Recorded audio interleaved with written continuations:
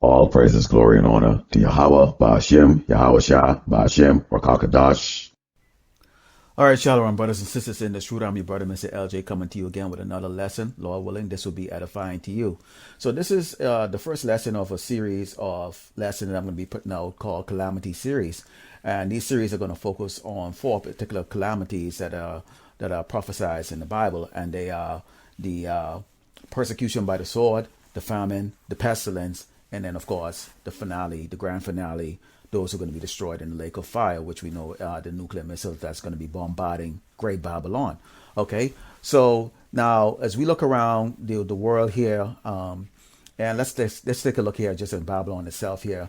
People are constantly being persecuted, and Esau has some serious sword to come after us in a very, very, very near future here.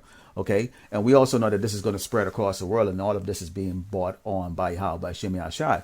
Now, we as a part of the hopefully elect, we can look at 2 scriptures that are very comforting to us. Okay, when all of this is going to be happening. Okay, of course there are many, but I'm going to just bring out these 2. And the first one is coming from Matthew 24, starting with verse 21. That says, "For then shall be great tribulation, such as not since the beginning of the world to this time, no, nor ever shall be.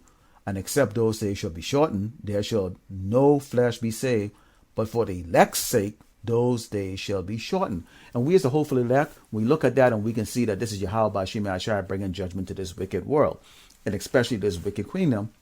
And as his servants, we are diligently doing his work to the best of our ability, and whatever material that we have available to our means disposal to use to spread this gospel and this truth. Okay, even though we know we have dangers against us. Okay, but we hope to be part of that elect, to be saved out of it. Okay, and those days will be shortened for our sake. Okay, let's go into the book of Daniel, and it says, this is Daniel's 12 and 1, and it says, "And at that time shall Michael stand up, the great prince which standeth up for the children of thy people, and there shall be a time of trouble, such as never was since there was a nation," and that's us, okay, the nation of Israel, "even to the same time. And at that time thy people shall be delivered, every one that shall be found written in the book." Okay, now that last part is very, very critical for you to see here. It says, "every one that shall be found written in the book." So this coincides with also the days being shortened, okay, for the elect's sake. So if you're part of the elect, we hope our name would be written. Our name would be written in that book, and this is very comforting to us. Okay, so now I'm going to go into the main scripture here, and I do have a 2-minute video here for you. So if you're still with me, watch that 2-minute video, and I encourage you to watch this entire lesson because it's going to be critical. So now you're looking at the picture right there. That's me. All right, that's me. Okay, so I was a soldier. Okay, and I was a damn good one too. All right, I used to work for Esau. Okay, as a soldier, and I was a damn good one. So I've seen some things here. I'm not going to go in details of exactly what I did, the positions I held, and all that stuff for that. But I was a leader in Esau's military, and that's all you need to know right there for right now. Okay, so we're going to go into this. Start off with proverb here. Okay, and we have to understand here, as part of the hopefully elect here and the servant of Yahawashi Yahawashi, is that we have this constant fear. Okay, and let's go into what we look at. These are 2 precepts I'm going to bring out here, and these are the ones that I lose sleep over, and these are the ones that I think of in my head, most in my head daily. Okay, and there are many others, but I'm going to bring it out for this particular series. And this is from the book of Proverbs 1, starting with verse 23. And it says, "Turn you at my reproof, behold, I will pour out my spirit unto you. I will make known my words unto you. Because I have called and ye refuse, I have stretched out my hand and no man regarded. But ye have set a naught all my counsel and would none of my reproof. I also will laugh at your calamity. I will mock when your fear cometh. When your fear cometh as desolation and your destruction cometh as a whirlwind, when the stress and anguish cometh upon you. Then shall they call upon me, but I will not answer. They shall seek me early, but they shall not find me. For that they hated knowledge and did not choose the fear of the Lord." Okay? And our people out there, they're getting pulled over by the cops. Okay? And these are what our people are used to seeing right here. Okay, our people are used to seeing these guys. Okay, these guys right here. Police officers. Following the laws, who's pulling them over. Reading Miranda rights and all those different stuff like that. And you see a lot of our sisters and even a lot of the brothers them bucking up against these people, because why? They feel like they have rights here in America. Okay. Now let's take a little more closely at that. And it says here, calamity. Okay. When you think of the word calamity, let's take a look at the word, what calamity means here. Calamity, Calamity, calamity. Let's see what calamity means here. All right. So I'm going to bring it across the screen here for you. And it says, an event causing great and often sudden damage or distress, a disaster. Okay. You see here, disaster, catastrophe, tragedy, catalysm. Okay. And we can go into those words and we can see what each one of those means individually. But you can see that it is something bad. He's going to laugh as you're destruction. Why? Because our people don't understand how this man works. Now, you're hearing about the fact, you're hearing that there's going to be martial law and there's going to be Marines and there's going to be military guys on the road, and there's going to be blockade and all of that stuff like that. Yes, that is a fact that they will use the military, meaning the National Guard, because each state will be making that call, okay, to go and set up barriers and all those different things to keep things in order. And this is what you're used to seeing. Your friendly soldier. These are guys that walk around with you every single day.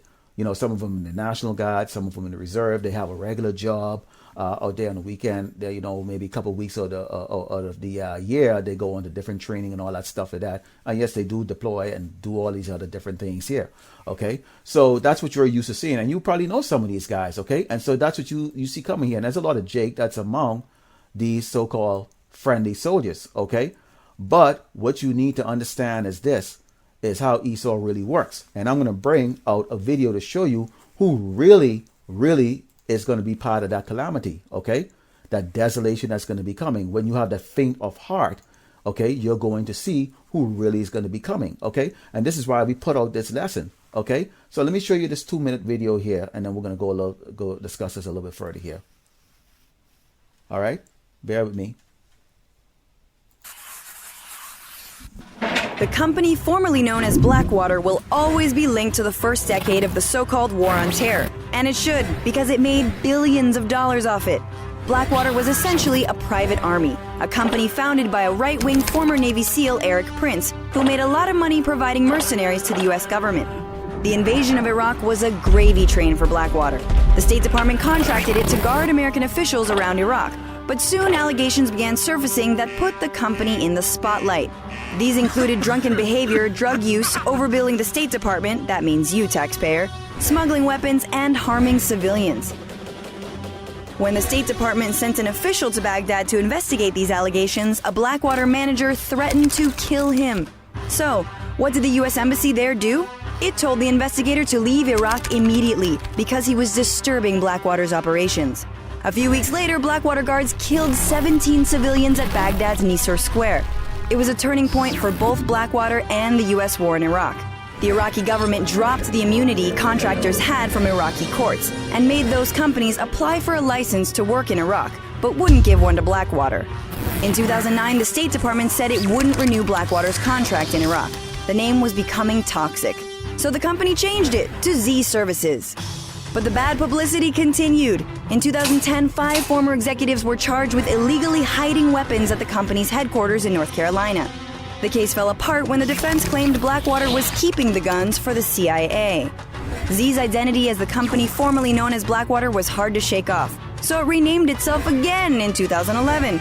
It's now known as Academy, and the company's new president says he wants it to be more boring. But the interesting question is, how can these private armies be held accountable? The U.S. spent $640 billion on weapons in 2013 alone. It's also the #1 exporter of weapons to the world. The company So as you can see here, okay, Esau has mercenaries that is going to be actually doing all of the rounding up, all those FEMA camps, all these door to door, all of these drag you out in the street. As you can see here, these guys don't give a crap. These guys are all ex-military. They come from the NSA. They come from CIA. Okay, but a lot of them are ex-military, and they've served in desert. They serve in desert. Some of them serve in Desert Storm. Some of them serve in, and the rest of them serve in these OEF and the OIF. Okay, and these are the best of the best. All right, these are guys that are actually in shape. They know how to use a weapon. They know how to build bombs. They know how to. They can take a thread and kill your ass with a damn thread. And I can go on and on and on and on the capabilities of these guys. These guys are the best of the best, but they didn't want to earn chump change in the military where you would get a paycheck and you can work your ass off for 20 years and then get maybe a pension or whatever case like that. These are six figure. These guys making six figures, and like I'm talking like $500,000. Okay, they reach out to you if you're an ex-military person like that. Depends on what your titles were in the military. They're reaching out to hire more, and this company still exists, and they have thousands upon thousands and thousands upon thousands. And these guys have no problem showing their capabilities on sites like LinkedIn, Facebook, and all of that stuff like that. So a lot of our stupid people don't understand what they're up against, okay? You think you're going to walk around with your McDonald's eating, Kentucky Fried Chicken eating, fat ass and think that you can just talk shit. That's Esau is not sending the regular cops. He's not sending LAPD or he's not sending New York PD after you. You used to seeing these good guys come around. These are guys who got family, okay? They get a little basic paycheck and stuff like that. No, he is sending mercenaries after your ass. Okay? Not weekend soldiers. Okay? Real killers. You better understand who the fuck you're up against like that. Okay? And this is the reason why our people don't take the prophets and the elders or nor the teachers them serious, because they've been dealing with basically the mouse, okay, of Esau's people. These, you see here where they killed civilians. Okay? They threaten senators and stuff like that. These guys do not give a crap. They operate above the law, okay? And these are the dirty guys that Esau called. All right? So you better wake up to what the calamity is going to be like. When Yahawashi Bahasham Yahawashi says the calamity, that's what it's going to be like. Like I told you before, I served in it before, okay? I'm a middle-aged man right now. But I can tell you right now, I can take on any Dogon Jacob my age with ease. Right now, still in that kind of condition. So how the hell you think your little fat ass walking with your sag or walking with your pants sagging, you think you got a chance against this man? When you can't even beat a guy a guy who's middle aged and who's way past his prime, who could take you down in a second. This is this is the evil that you're coming up against. And this is reason why, okay, those of us who understand what this man capability is all about, you better pray to Yahawashi Bahasham Yahawashi for that protection. Okay, let's go into the book of Zachariah, okay? Book of Zachariah 13:8 says, and it shall come to pass that in the land, said the Lord, 2 parts therein shall be cut off and die, but the third shall be left therein. Okay, and that third part is the ones who are the believers. I will bring the third part through the fire and will refine them as silver is refined, and will try them as gold is tried. They shall call on my name. You first of all have to know his name, and it's not Jesus. Okay, it's Yahawashi Bahasham Yahawashi Bahasham Rakakadash. You better remember that name. Okay, you better remember that name. If you want to go and get an example of that, if your kid call you by a different name, are you going to answer? No. So why do you think the Most High is going to answer if you call Jesus? Who the hell is Jesus? All right, it's Yahawashi Bahasham Yahawashi. You better understand that, because these are the real killers. This is what you need to understand. What is going to come after your ass and kick your door down and drag you out. And they have an arsenal of stuff, billions of dollars. All right, and they don't give a shit about you. They don't follow the law. They don't care. All right, they're in it for the money and to kill. And Esau don't have that. And believe me, they have everything at their disposal. Okay, let's continue on. And I will bring the third part through the fire and will refine them as silver is refined, and will try them as gold is tried.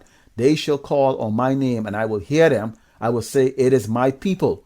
Who is his people? The people that fear him, the people that understand what is going on, that heed his warning.